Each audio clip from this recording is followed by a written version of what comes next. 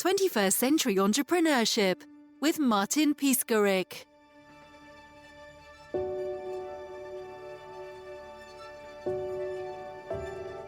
Here's how to have a healthy business.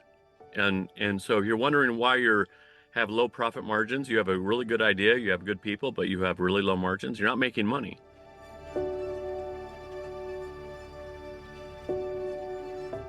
What to focus on in your business is other people.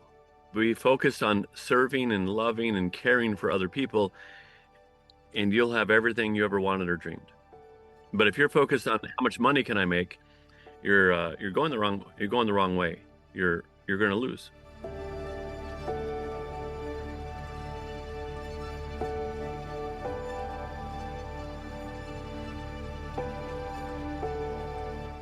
My name is Dave Munson, and I'm the founder and owner of Saddleback Leather Company, and I bring people joy. And we do it through design, we do it through quality leather bags, we do it through expressing to people quality. We do it through film. We make films that make people smile. We educate people on quality, and their lives are better. And they smile, and it seems like they like it.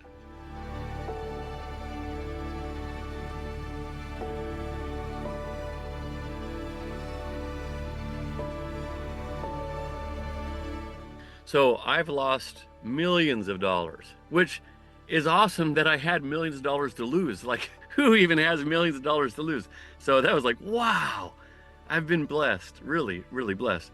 And but several times I've lost that, and I've almost gone out of business several times.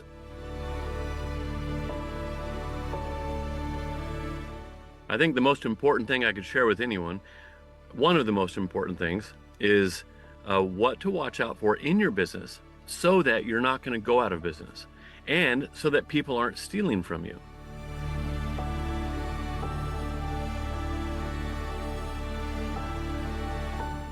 Guys, it becomes really obvious. So I've had a really wise man. He's a friend of mine, and he used to run a $13 billion business. 175 factories around the world, big monster business. He retired. He was bored. We're friends. I said, could you help me out? And he said, yeah, I could help you. So he said, first of all, what's your vision? And then he went into, let's look at your numbers and run your business by the numbers. So I've always heard, oh, you got to run your business by the numbers. Yeah, I'm like, yeah, duh, of course. But I didn't know how to do it. And I thought, look at the numbers, and it never made sense to me how to run the business by the numbers.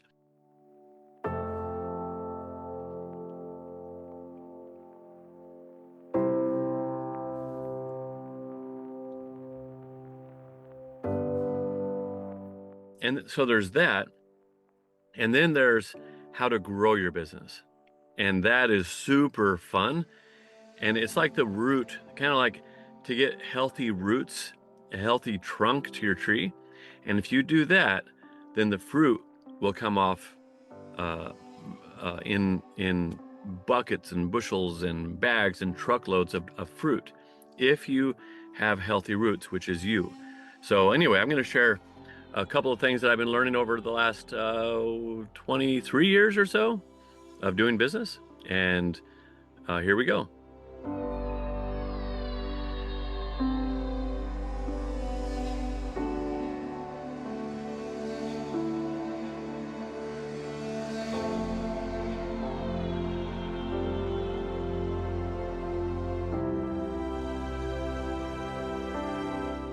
In 1999, I moved down to to teach English down in Mexico.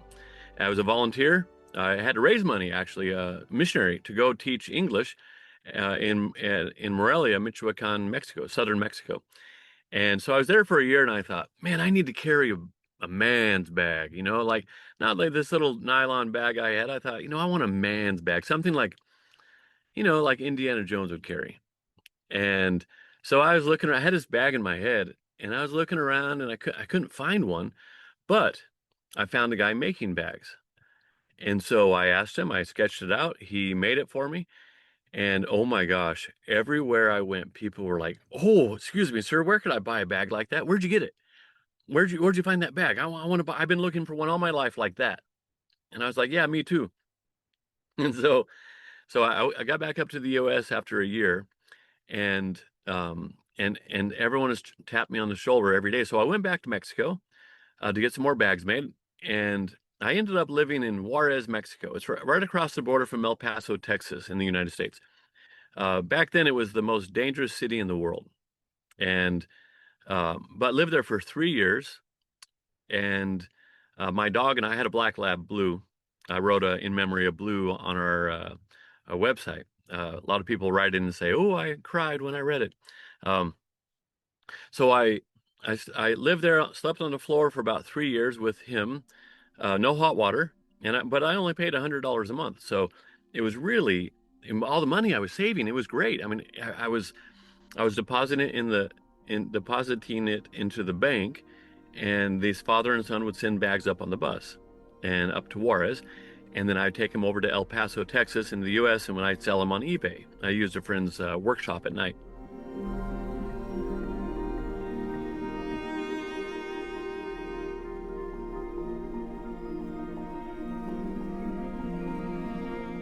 2006, I ended up, I met this girl. She was so pretty. And she has a little tattoo on her, right on her hip there. And I was like, whoa, looky there. And so we met on MySpace. She met me. She asked me a question. So I reached out to her. She was living in San Antonio, Texas, South Texas. So I drove 8 hours down there, we started kissing. And man, just a few months later, I got married. That was 2006. 2008, we started a factory, and down in Mexico, because I was getting cheated all the time and I couldn't get the quality I needed. But yet we had like demand like you wouldn't believe for my bag. So that was 2008, and it's been going ever since. In that process, I had a Mexican federal policeman sent to kill me for something. I had that's a whole long story that would take up the rest of this. I've sacrificed a lot to get this business going. And in there, along the way, I've been stolen from like millions of dollars several times, a few times, only a few times.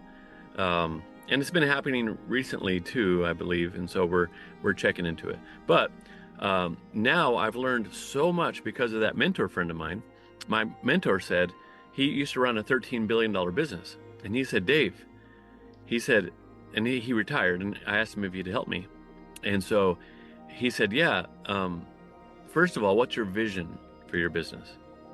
And that's a huge, huge, huge thing. In fact, let me just briefly share that real quick. This is one of the three things, is how to run your business by the numbers, how to grow your business, and how to have a vision for your business. Oh my gosh, those are the three biggest things that anyone could know in business.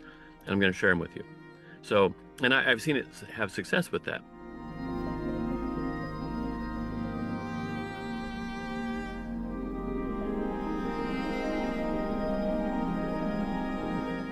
If I'm living in the south of the United States, in Texas, and I want to go, one day I want to live in the Northwest. I have this idea in my head. I can imagine it.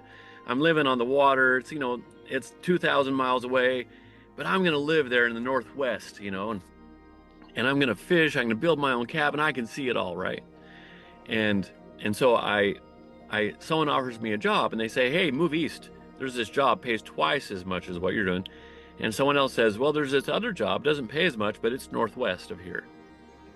Oh man, I'm going to take the one that's northwest toward where I'm going, right? And then let's say in the next year, someone goes, oh man, there's this other job, Dave, pays triple, and it's southeast of here, but you're going to love it. And someone else says, well, there's a job northwest of here, west northwest. And man, dude, that's easy. Even though it doesn't pay as much, I'm every step I take, because I have a vision of where I want to go, it helps me to make a decision, make all my decisions. And then when I tell people, here's where I'm going in my business, they say, ooh, I like the sound of that. can I get on board? Can I come with you? And so then you start attracting people who like your vision.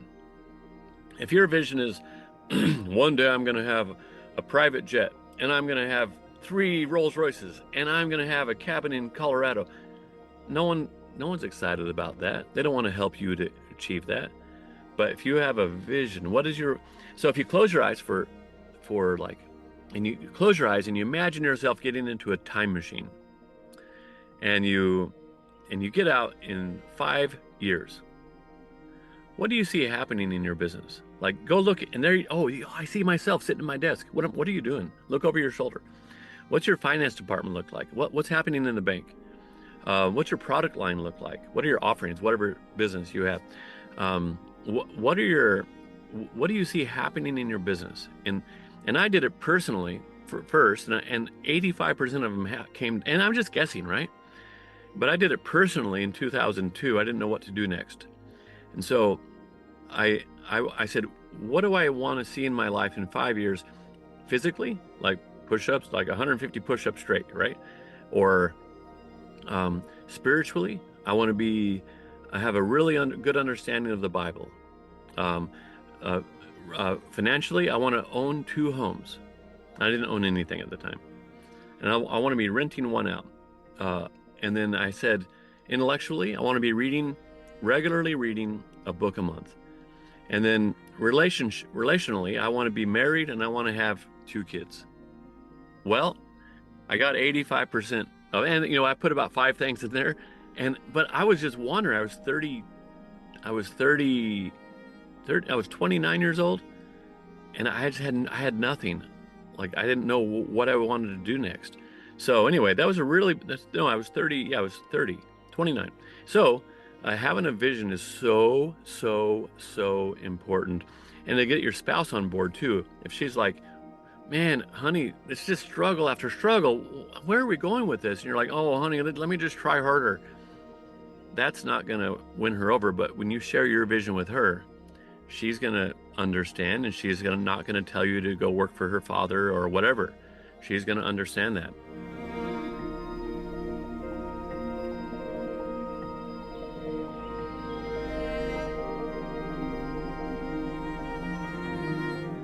On the vision, you have to physically write it down. Here's what I see in 5 years in my business, or in my personal life even. And you have to physically write it on paper, not on a computer screen. Write it on paper, because writing helps you to process better and remember better when you write instead of type. So write it on a piece of paper and just guess. Dude, you're just guessing. You can't do it wrong. Just guess. And don't be weird. I want to have like $1 million in the bank. Or I want to have, no, that's actually realistic. I want to have $50 million in the bank in 5 years. Dude, you don't even have a job. Or you're doing lawn maintenance, or something smaller, So like, be realistic, but dream big.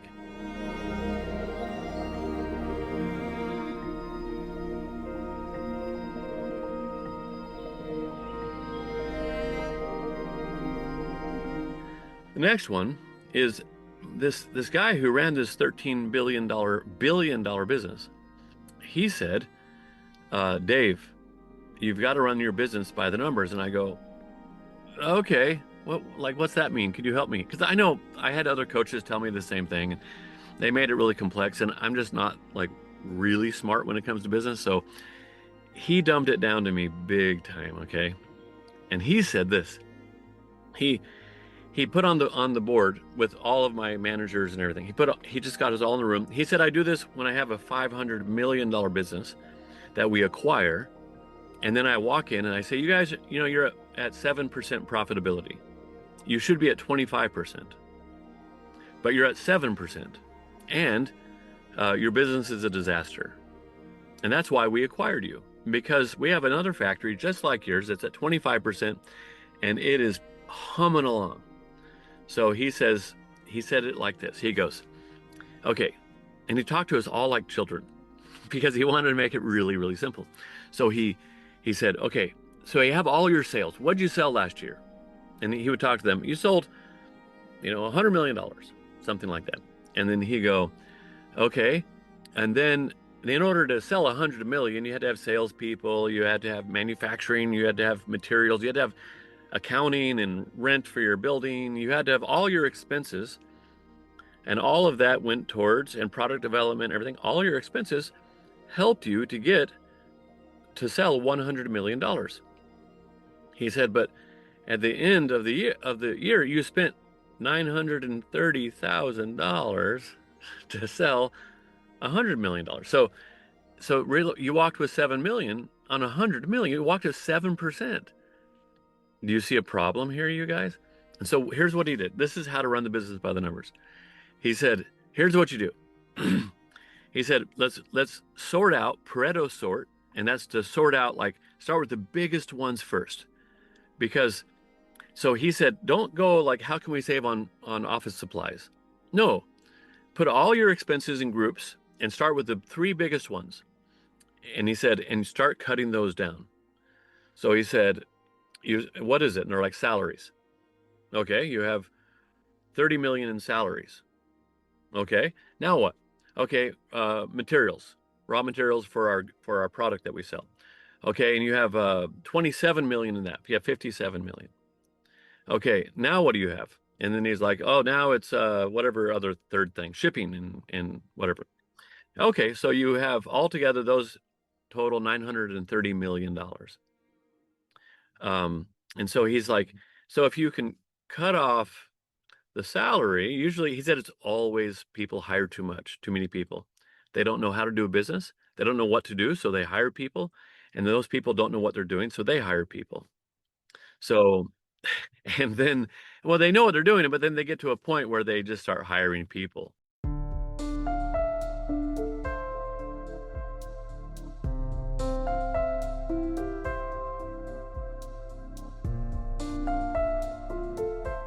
So he said, it's always salary first.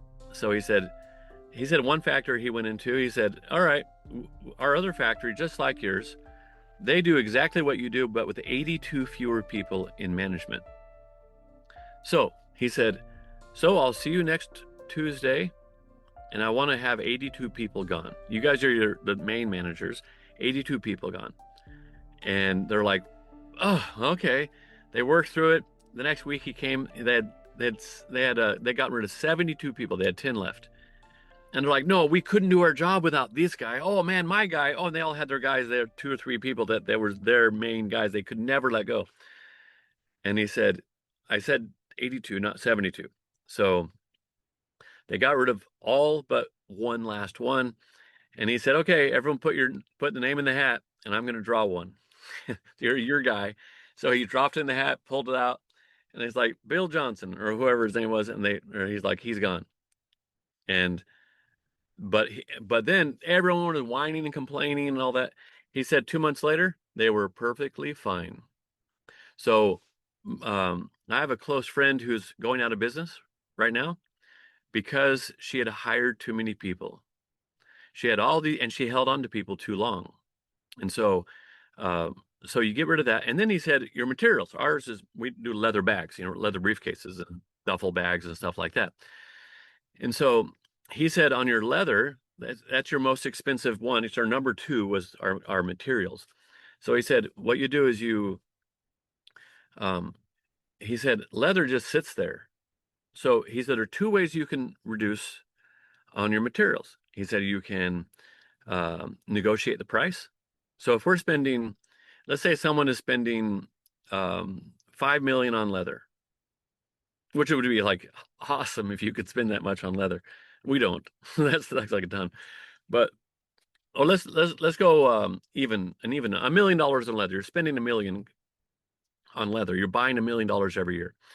And so, and it's at $10 a square foot. And you go, hey Tannery, I really need to get the price down. What can you do for me?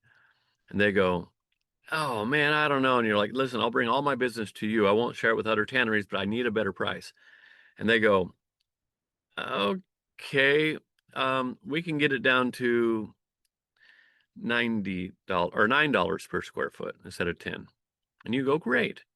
You just save 10% on your material. And so that's that's $1 million on leather. You just saved 10%. Now you have 100,000 in the bank because your top line revenue minus all your expenses, and on the bottom line is the profit. And what you do with the profit is you could start an orphanage, you could buy a cabin and call, up in the mountains, you could whatever you want to do with it, but that that money on the bottom line is what's important. So when you deduct your costs, if you can lower your costs, you get more money on the bottom line. If you keep your costs the same and raise your sales, you have more money on the bottom line.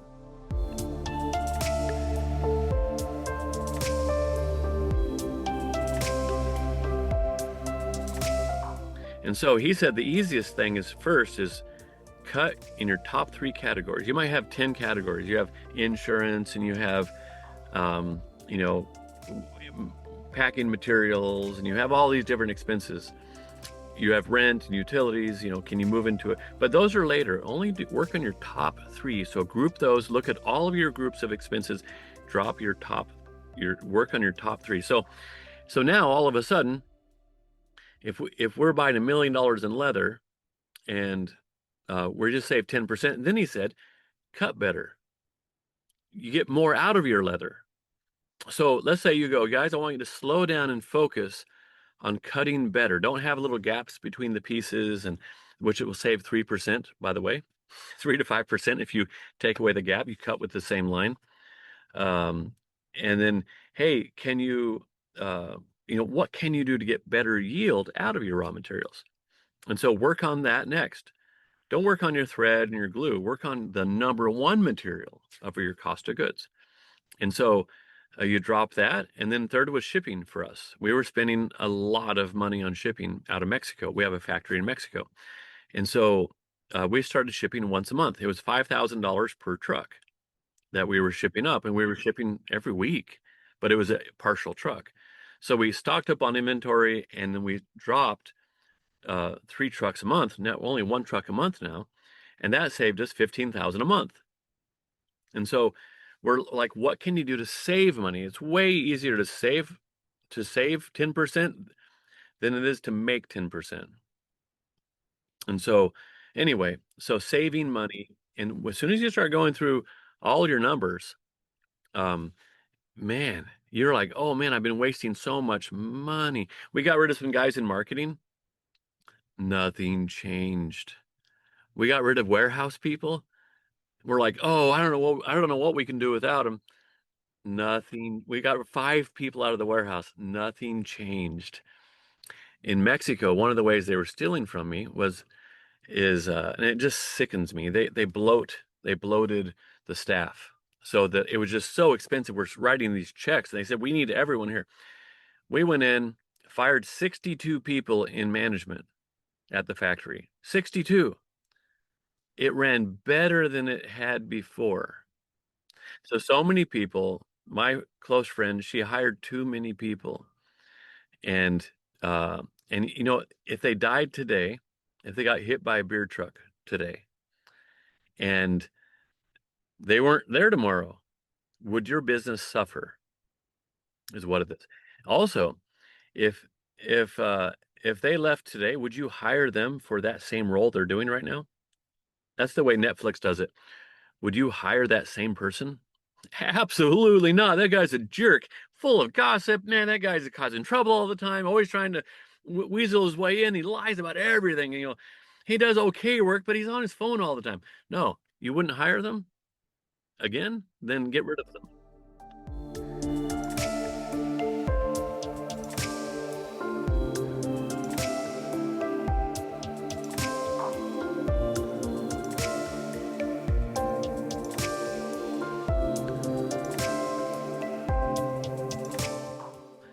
Now that's to save money and to have a healthy business, to have a good profit margin. The next one is how to grow your business. Guys, this is so easy, but it's kind of brutal. Okay, it's kind of hard. But listen, it's easy to understand. Okay, and I promise you, business people don't tell you this. So I got to have lunch with a man named Zig Ziglar in the U.S., and he was voted year after year the most successful man in America in the late 80s, all through the 90s, into the 2000s. And he would charge $50,000 an hour just to speak for 1 hour at a stadium. And I was sitting right across the table from him. And his son invited me to lunch with his dad. So I asked him, if all of your 30 some odd books disappeared, all of your training material, all your DVDs and everything just went off, wiped away from the face of the earth, and you could leave us with one book about, whatever, anything, any book, what would you write about? And he said 3 things. He said, court your spouse as if you're trying to win her over. He said, because success starts at home. Court your spouse. Like, serve her. Like, could I get you some more of that? Could I rub your shoulders without wanting anything in return? Can I, hey, I made the bed, sweetie. Maybe you didn't notice, oh, I noticed. Serve your wife, love her, try to win over your wife. So he said, court your spouse. And then he said, and these are all other people focused. Listen to this, court your spouse, encourage everyone. And so and then he said, try to help everyone around you to be as successful as they can be. Those 3 things, court your spouse, encourage everyone, and try to help everyone around you to be as successful as they can be.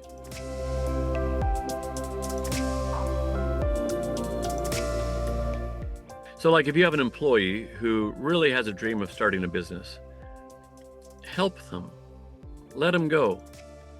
Let them work part-time for a while while they get their business going.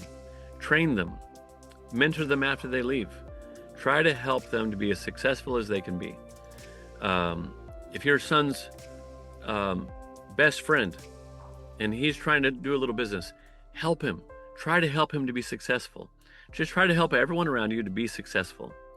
Hey, I read this great marriage book the other day called Love and Respect. Changed my whole marriage. And I want to tell other people about that. I'm that kind of a person. I want to help other people to have success in their marriage and have success in their business. That's why we're talking. And if you're that kind of a person who tries to help everyone else be successful, you'll have everything you ever dreamed or wanted. Everything you ever dreamed of or wanted, you'll have it. And a lot of times that shifts from how much can I get for myself? And you start, as you're focusing on other people, and like when you go to so it takes practice. So I noticed the other day, my wife, I realized I hadn't really been serving my family. And so I asked my daughter to grab something. She was like 15. I said, hey, honey, could you grab me one of those drinks out of the fridge? I was sitting down. She was right there. She goes, why don't you get it yourself? It's like, what? And then I started hearing that over and over again, and from my son too. And then my wife rolled her eyes. So I said, you know what? I caused this. They're just like me. I'm selfish. I'm self-centered. I want myself to feel good. I don't really care as much about the self of other people. So I started getting them, hey, could I get some more milk for anyone, at dinner? Hey, honey, could I rub your shoulders? Hey, honey, look, I got some new foot lotion to rub your feet. Like, no, she's like, oh, I know what you want. I go, no, no, no, no, no. I just want to rub your feet. And I just want to, so I started serving people. And then I was like, hey, you know what? I can see a lot of problems at my church, but you know what? I'm not going to complain about them. I'm just going to encourage people. So I would tell the youth pastor, dude, the other day I said, Mark, dude, you're losing weight. Man, I didn't know behind all that weight. He lost like 80 pounds. I said, you're a handsome man. I mean, I'm not like attracted to you or anything, but you're a handsome man. And that losing all that weight has given you a jawline. Before I didn't see it as much. He goes, really? You think so? Dude, he was all like clicking his heels, walking off, And so I was trying to find I've been doing this a lot. I tried to find something positive about someone. So the lady at the grocery store, she looks like she's had a real difficult life. Maybe drugs were involved. And I'll say, you know what? The color of blue in your hair is just stunning. How'd you choose that color? That's beautiful. And she go, oh, really? She's kind of, fanning herself and everything. Like, wow, thank you so much. And then I'll go, all right, you have a nice day. And she's like, come back through my line anytime. Seriously. It was wonderful. I hope you have a great day today. And so, just be an encouraging type of person. If you're a person who serves others and who tries to serve your spouse and who tries to encourage other people, like, hey, Pastor, that was a really good thing you said today about how Jesus loves us. I never thought of it like that way before. Man, that was a really good insight, and thank you for studying. And man, I could have picked out a couple things that I didn't like about it, but I didn't. I just was encouraging, and I tried to do it at work. So, and then that last one is just try to help everyone around you to be successful, serve others. All those are, and if you do those things, you will have growth in your business because people are going to want to be around you. They're going to want to talk about you. They're going to want to use you. They're going to refer you because they like who you are. And so, and it just picks up your life.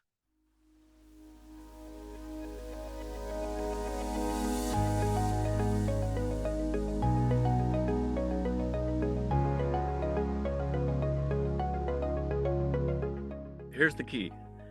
I asked God, and I said, God, would you help me to serve my wife and my kids better?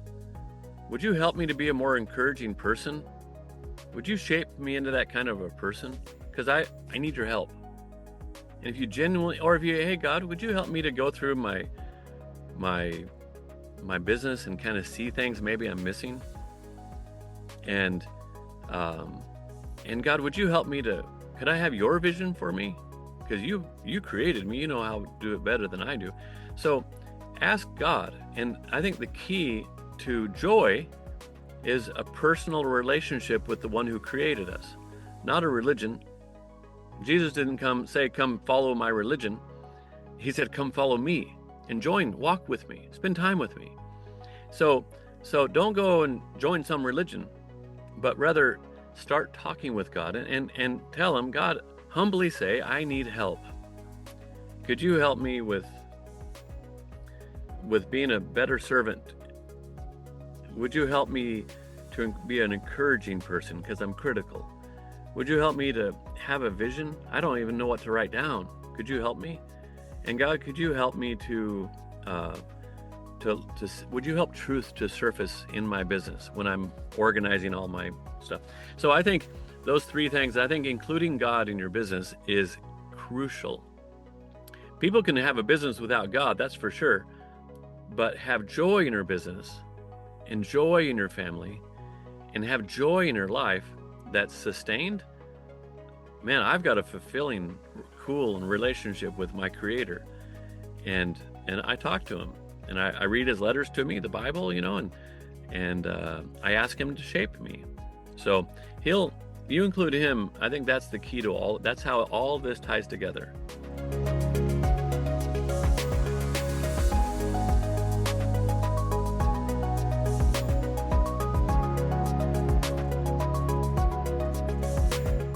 So people go, where do I start? Well, here's what you start. You ask God, just talk to your Creator and say, hey God, could you help me to be an encouraging person, and would you help me to be more of a servant? If you would, I just need your help. Would you help me shape me into that kind of a man? And God, would you help me to see truth in my business? Like, what's wrong?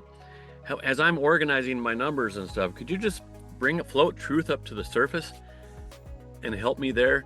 And God, would you give me the vision that you think would be best for my business? And please, just would you bring that and give me some ideas as I'm writing down different categories and whatnot, what I want to see. And so that is the key, I believe, to not just having a business, but having a joyful and fun and fulfilling life is by including God and having, a relationship. Jesus didn't say, come join my religion. He said, come follow me, spend time with me. So I read the Bible. The book of John is a great place to start.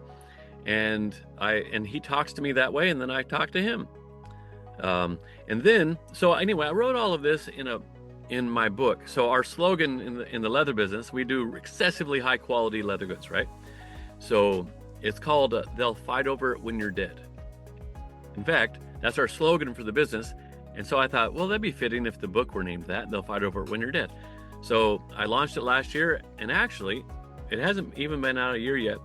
We got Audio Book of the Year for 2025, which was like, wow, that's really cool. I tell the story, all these stories about how I was almost killed and murdered, and how I got the business going, and meeting with kings around the world and all these crazy things. It's really a cool story. It's all true. And anyway, so I tell the story, and then I fill in the lessons that I learned, how I lost all that money, and the stuff I just told you, that's in there too. So, and I did it because I wanted people to be more successful, to have a closer relationship with God, to have a healthier business, to have a healthier marriage, better parenting. I did it for all of that, and I did it by just telling what happened with me. 21st Century Entrepreneurship with Martin Piskarik.